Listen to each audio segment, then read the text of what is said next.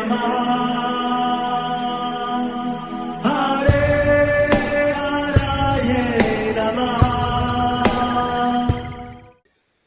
हरे कृष्णा जी, आप सबका बहुत बहुत स्वागत है। मंगलाचरण आरंभ करते हैं। ओम नमो भगवते वासुदेवाय।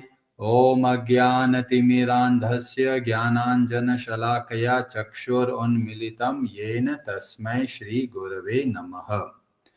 नमः ओम विष्णुपादाय कृष्णपृष्ठाय भूतले श्रीमते भक्तिवेदांत स्वामिनिति नामिने। नमस्ते सारस्वते देवे गौरवाणी प्रचारिणे निर्विशेष शून्यवादी पाश्चात्य देश तारिणे। जय श्री कृष्ण चैतन्य प्रभु नित्यानंद श्री अद्वैत गदाधर श्रीवासादि गौर भक्त वृंद।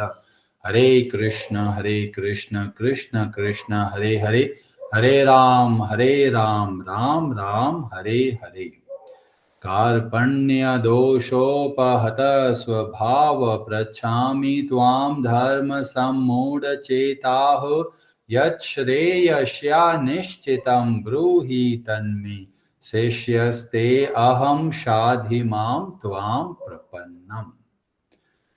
हरे कृष्णा जी, भगवद गीता अध्याय 3 श्लोक नंबर 1 आरंभ करते हैं। व्रजेश्वरी जी, आप पढ़ेंगे संस्कृत। हरे कृष्ण। अर्जुन उवाच जायसी चेत कर्मणस्ते मता बुद्धिर्जनार्दन तत्किं कर्मणि घोरे मां नियोजयसि केशव। हरे कृष्ण। हरे कृष्ण। अर्जुन उवाच, अर्जुन ने कहा, ज्यायसी श्रेष्ठ चेत यदि कर्मणः सकाम कर्म की अपेक्षा ते तुम्हारे द्वारा मता मानी जाती है बुद्धि बुद्धि जनार्दन हे कृष्ण तत अतः किम क्यों फिर कर्मणि कर्म में घोरे भयंकर हिंसात्मक माम मुझको नियोजयसी नियुक्त करते हो केशव हे कृष्ण। अर्जुन ने कहा, हे जनार्दन हे केशव, यदि आप बुद्धि को सकाम कर्म से श्रेष्ठ समझते हैं तो फिर आप मुझे इस घोर युद्ध में क्यों लगाना चाहते हैं। हरे कृष्णा जी। तो अध्याय 3 आरंभ हो रहा है और इसमें अर्जुन प्रश्न करते हैं और ये बहुत जरूरी है कि हमको भी प्रश्न करना चाहिए अगर कोई बात हमको समझ में नहीं आती। यहाँ पर अर्जुन प्रश्न करते हैं कि भगवान श्री कृष्ण ने अध्याय 2 में बहुत सारी बातें बताई और उसमें जो श्लोक नंबर 37 में बोला था, तस्मात् उत्तिष्ठ कौन्तेय योद्धाय कृत निश्चय। तो भगवान स्पष्ट रूप से बोलते हैं अर्जुन को, हे अर्जुन तुमको युद्ध करना है, चाहे जीतोगे या हारोगे, दोनों के दोनों परिस्थितियों में युद्ध करना तुम्हारे लिए श्रेष्ठ है। और फिर बाद में भगवान श्री कृष्ण ने पूरा स्थित प्रज्ञ का वर्णन करना आरंभ कर दिया जिसमें शांति की बात बताई गई। तो अर्जुन को थोड़ा भ्रम हो गया।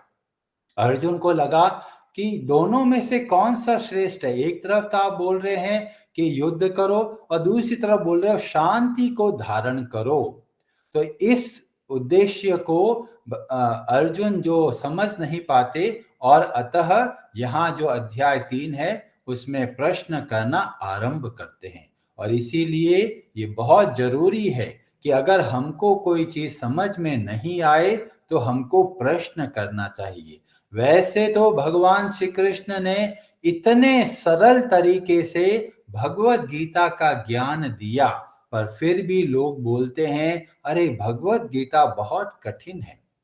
दूसरे अध्याय में भगवान ने इतना सरल तरीके से बताया कि हम शरीर नहीं है। इस चीज को जब हम अच्छे से समझते हैं तो सब चीजें अपने आप सही होने लग जाती है। हमारा उद्देश्य सही हो जाता है, हमारी बुद्धि का जो फोकस है वो सही होने लगता है और हम बड़े आराम से संसार में कार्य करते हुए भी संसार के दुखों में नहीं फंसते। इतनी सरल बात भगवान श्री कृष्ण बताते हैं, पर फिर भी बहुत सारे लोग बोलते हैं, अरे भगवत गीता बहुत कठिन है। कठिन भगवत गीता नहीं है, कठिनाई हमारे समझने में है, क्योंकि हमको पता नहीं है कि भगवत गीता को समझना कैसे है। और इसीलिए हमको प्रश्न करना चाहिए।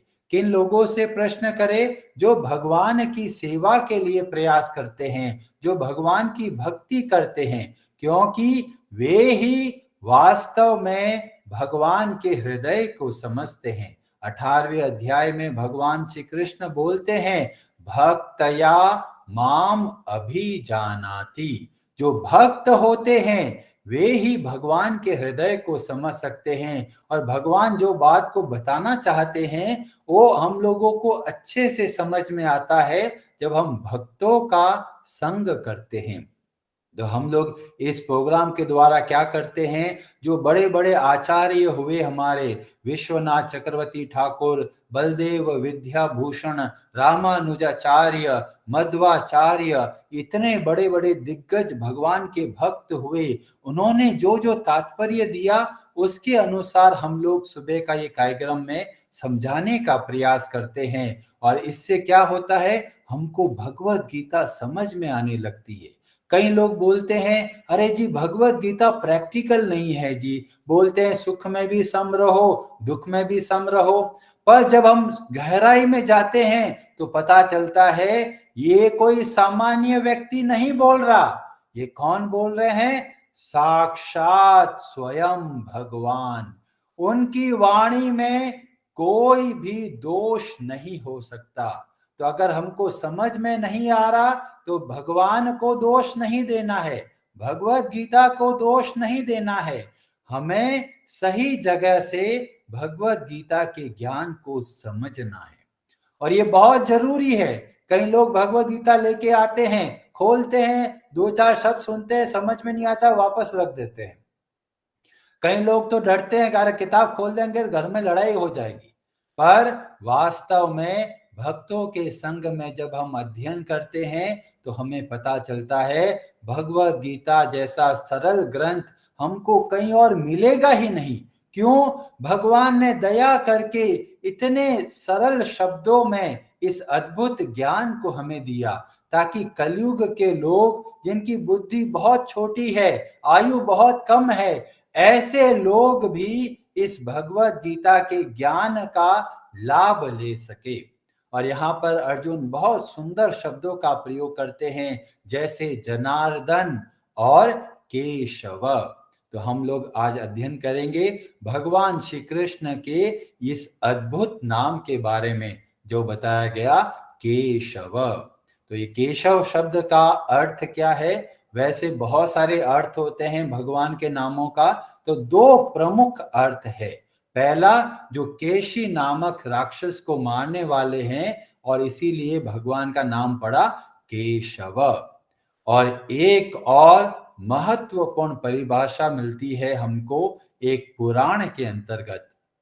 उस पुराण का नाम है हरिवंश पुराण, जो कि महाभारत का अंतिम हिस्सा है। तो हरिवंश पुराण के अंदर बहुत विस्तार से भगवान श्री कृष्ण की लीलाओं का वर्णन किया गया, और उसके अंदर जो बहुत सारे पर्व है उसमें से एक पर्व है भविष्य पर्व। उसके अध्याय 88 के श्लोक नंबर 48 में भगवान शिव बोल रहे हैं। किसको बोलते हैं? भगवान श्री कृष्ण को। ये प्रसंग क्या है? यह प्रसंग है जब भगवान श्री कृष्ण जाते हैं कैलाश पर्वत और वहां पर घोर तपस्या करते हैं 12 वर्षों के लिए। और 12 वर्षों की घोर तपस्या जब पूर्ण हो जाती है तो भगवान शिव प्रकट होते हैं। और यहाँ पर हमें देखने को मिलता है कि दोनों के अंदर कितना प्रेम का भाव है। यहाँ पर भगवान श्री कृष्ण और एक तरफ भगवान शिव बहुत प्रेम से एक दूसरे की स्तुति करते हैं। कई लोग होते हैं जो सोचते हैं, अरे हम तो भगवान शिव के भक्त हैं, हमें भगवान कृष्ण से क्या लेना देना। पर जब हम ऐसे पुराणों का अध्ययन करते हैं तो हमें पता चलता है कि कितना प्रेम भाव है। इसीलिए कभी भी हमको ऊंचा या नीचा नहीं देखना है कि हम तो भगवान शिव की पूजा करते हैं, हम तो अलग है। कई लोग बोलते हैं हम तो भगवान कृष्ण की पूजा करते हैं, हम तो अलग हैं। पर ऐसे प्रसंगों के द्वारा हमें पता चलता है कि दोनों के अंदर कितना प्रेम भाव है। भगवान कृष्ण बहुत सुंदर तरीके से स्तुति करते हैं भगवान शिव की। भगवान शिव बहुत प्रसन्न होते हैं और भगवान शिव भी स्तुति करते हैं वापस भगवान श्री कृष्ण की। और वहां पर भगवान शिव एक बहुत महत्वपूर्ण बात बोलते हैं और वहां पर बताया गया क इति ब्रह्मणो। का जो शब्द है उसका मतलब है ब्रह्मा। नाम ईशो अहम सर्वदेही नाम। और जो ईश है, मैं हूं, वो क्या है? श के नाम से संबोधित किया जाता है। तो क और श और बोला गया आवाम। आ व जो है वो बदला गया तव अंग संभूतो तस्मात् केशव नामवान। आपका नाम केशव है। क्यों? क्योंकि ब्रह्मा और मैं खुद शिव जी, हम दोनों कहां से प्रकट हुए? तो बोला गया तव आपके अंग संभूतो, आपके द्वारा हम प्रकट हुए और इसीलिए आप कहलाते हैं केशव। तो ये भगवान शिव बोल रहे हैं केशव शब्द की परिभाषा। और आगे चलकर भगवान शिव इतना बोलते हैं, क्या बोलते हैं? त्वद उपासा जगन्नाथ सेवास्ति मम गोपते। तो भगवान शिव बोल रहे हैं कि जो भी आपकी पूजा करता है, मतलब भगवान श्री कृष्ण की पूजा करते हैं, वे वास्तव में मेरी ही पूजा करते हैं। तो जब हम भगवान श्री कृष्ण के भक्ति करते हैं, उनके नामों का जप करते हैं, तो भगवान शिव बहुत प्रसन्न होते हैं। और साथ में यह भी बताया यच्च त्वाम द्वेष्टि देवेश, हे भगवान, जो आपसे द्वेष करता है, स माम द्वेष्टि न संशयः। जो भगवान श्री कृष्ण से द्वेष करते हैं, वे वास्तव में मुझसे, मतलब भगवान शिव से भी द्वेष करते हैं।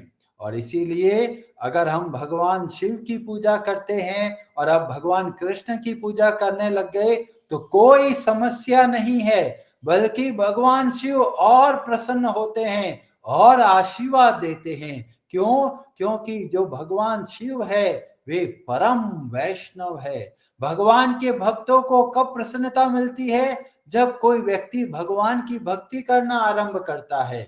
और ऐसे प्रसंग से हमें पता चलता है भगवान शिव बहुत प्रसन्न होते हैं जब हम भगवान कृष्ण की भक्ति करते हैं। इसीलिए बिना संदेह के आप पूर्ण हृदय से भगवान श्री कृष्ण की भक्ति को आप अच्छे से कीजिए।